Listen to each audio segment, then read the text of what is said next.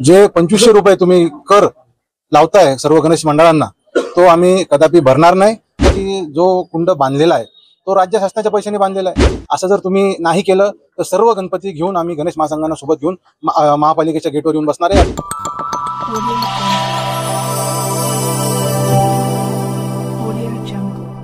नमस्कार। आगामी गणेशोत्सवाच्या पार्श्वभूमीवर महानगरपालिकेकडून जालन्यातील सर्व मंडळांना प्रत्येकी 2,500 रुपये असा कर लावण्यात आला होता। मात्र मनपाच्या या निर्णयामुळे सर्व गणेश भक्त व नागरिकांमध्ये प्रचंड नाराजी होती। याच अनुषंगाने अनेक गणेश मंडळ व नागरिकांनी व जालना गणेश महासंघाने स्थानिक लोकप्रतिनिधींकडे या संदर्भात वाच्यता केली असता शिवसेना युवा सेना सचिव अभिमन्यू खोतकर यांनी सर्व गणेश भक्तांसह व गणेश महासंघ संघाच्या पदाधिकाऱ्यांसह मनपा कार्यालयात धाव घेत या संदर्भात गणेश भक्ताची बाजू मांडत मनपाने लादलेला कोणत्याही प्रकारचा कर भरणार नसल्याचं म्हणत महानगरपालिकेला इशारा दिला आहे। या संदर्भात बोलत असताना युवा सेना राज्य सचिव अभिमन्यू खोतकर काय बोलले पाहूया।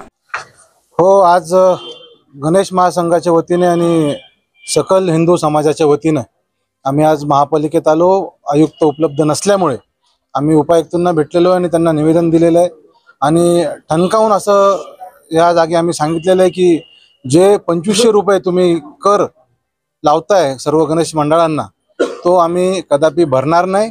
मुळात त्यांचा विषय असा आहे की गणपती बसवताना जी परमिशन घ्यावी लागते, ती परमिशन जेव्हा महापालिकेत घ्यायला येतात तेव्हा ते एक रिसीट देतात आणि ती रिसीट विसर्जनाच्या दिवशी दाखवल्याच्या नंतर त्या विसर्जनाच्या कुंडामध्ये गणपतीला विसर्जन करायला जागा उपलब्ध करून देतात।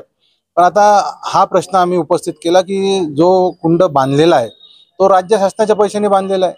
राज्य शासनाने त्याला 15 ते 18 कोटी रुपये दिलेले आहेत।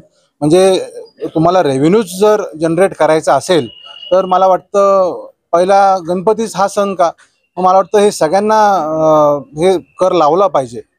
दुसरा विषय आम्ही त्यांना सांगितलं की असं जर तुम्ही आता एकच दिवस बाकी आहे, असं जर तुम्ही नाही केलं तर सर्व गणपती घेऊन आम्ही गणेश महासंघांना सोबत घेऊन महापालिकेच्या गेटवर येऊन बसणार आहे आणि त्यांचा निर्णय होईपर्यंत आम्ही इथून कोणीच हटणार नाही।